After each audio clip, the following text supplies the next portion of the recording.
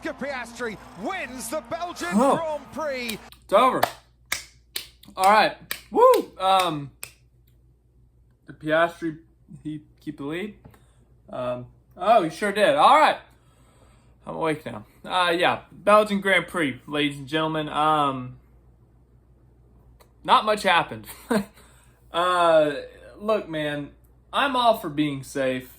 And there are certain instances, for example, last year at Zandvoort, when everyone had the extreme wet tires on, it was pouring down rain, and like 5 cars were hydroplaning through turn 1 and wrecking. Like that's an example of extreme rain. We got to stop the race because someone's going to get hurt. When everyone on the extreme wet tires and is blowing through corners, yeah, I think that's when we got to make the call.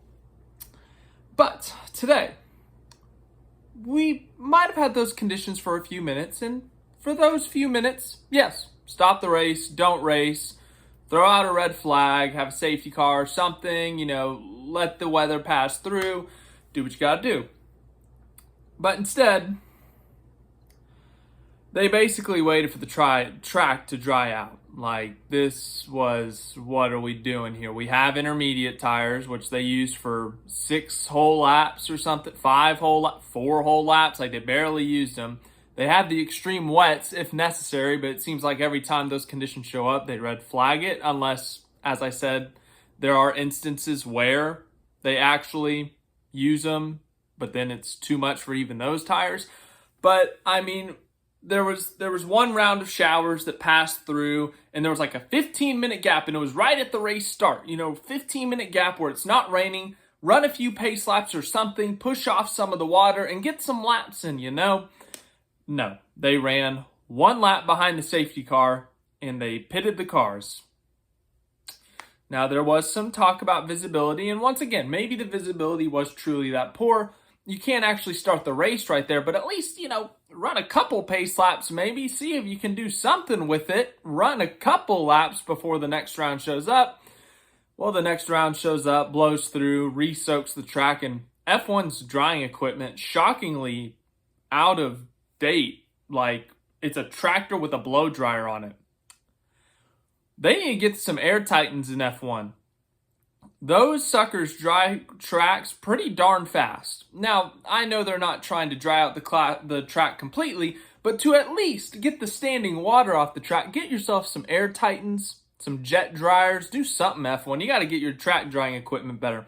Back to the point at hand. That second round of showers passes through. That's it. No more rain the rest of the day. No more rain that will impact this race. Fine. Great. Awesome. So we're going to get a wet weather start, right? Right? No! We sit around for an hour and a half, wait for the track to almost become basically dry to where there's not even concerns of spray, and then they finally get out on track. Ready to race, ready to go. And what are we going to do? We're going to drive around the safety car for 4 laps. 4 laps at Spa is like 15 minutes. That's forever. This is one of the longest tracks on the schedule. We're sitting for 4 whole laps behind the safety car as the track is drying out. And then, of course, finally, let's get this thing started. They're going to do a rolling start. The hits just keep coming. And then 4, 5 laps, maybe not even after that, everyone's on dry tires and that's it. Like, nothing happens after that. Lewis Hamilton was the excitement of the race. He made 3 or 4 passes in those 4 to 5 laps that they were actually on the intermediate tires. They pitted first for the medium, I think they were on the medium tires, and they end up finishing in the top 10. So Ferrari strategy masterclass right there for Hamilton. Outside of that, nothing happened. So let's just go to the race results. As I said, man, I get safety. I understand safety, the concerns. We have seen worse wet conditions. I feel like they could have started that race earlier. And maybe not even that first gap at the initial race start when you had that 20, 30-minute window between rain showers.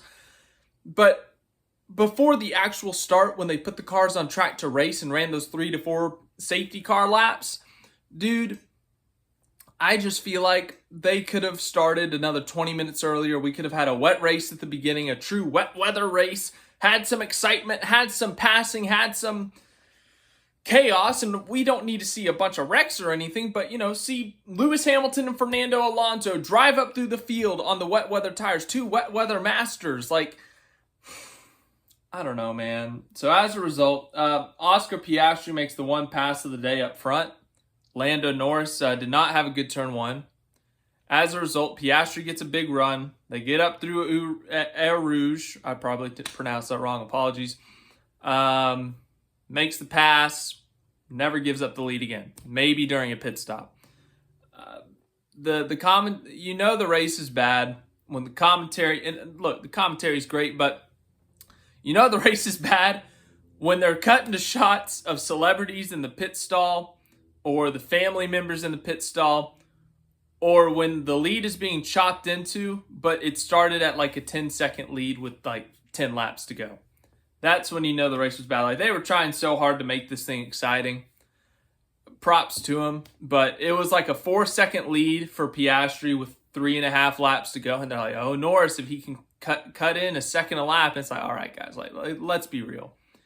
Even if he is able to cut it within like a second and get the DRS, Piastri's probably been saving his stuff. Anyways, Piastri extends his championship lead to 16 points. So that's a big deal for him. Great race by him. He was able to get the lead and he held on, and it was really never under threat. Lando Norris second. Kind of threw this one away with that poor race start, giving the lead up to Piastri. He finished second. Not much else. Charles Leclerc started third, finished third. Had Verstappen on his tail the entire race, but not really on his tail, but like 2 seconds off his tail, and then there was a brief lap where he was like 1.2 seconds off his tail. Verstappen starts 4th, finishes 4th. Russell starts 5th, finishes 5th. Albon starts 6th, finishes 6th. Like, as I said, man, not much there. But, I mean, it's a great performance by Albon. Like, what a qualifying session for him. All right, my bad. Albon and Russell did swap spots. Apologies, they did not start 5th, finish 5th. They flipped spots. So, my bad. Correcting myself there. Hamilton, as I said, he was the excitement of the day. Made a few passes under the initial start with the intermediate tires. He passed 3-4 cars. It was really exciting, really fun. They made the right strategy call, got him up to 7th, and he just kind of was stuck in 7th. Great day for Lawson. He gets some points for Red Bull Jr.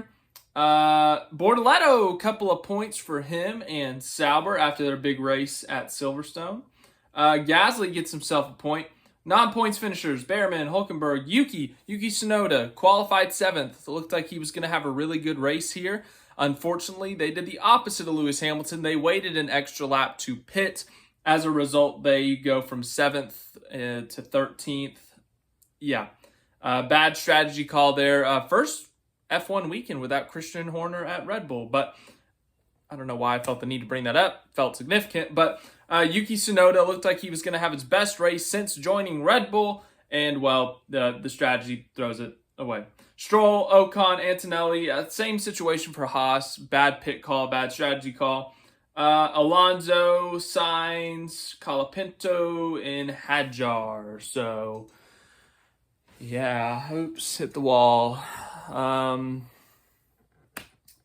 I said, man, wish they started this race earlier. Would have been nice. Would have been a little bit more exciting. I'm all for safety, but I just feel like they could have started early. But what do I know? I don't drive the cars. I don't actually see everything. I'm just a dummy who talks on the internet. So we got a crown jewel in NASCAR coming up, the Brickyard 400. So that's fun. Yeah. I really don't have anything else.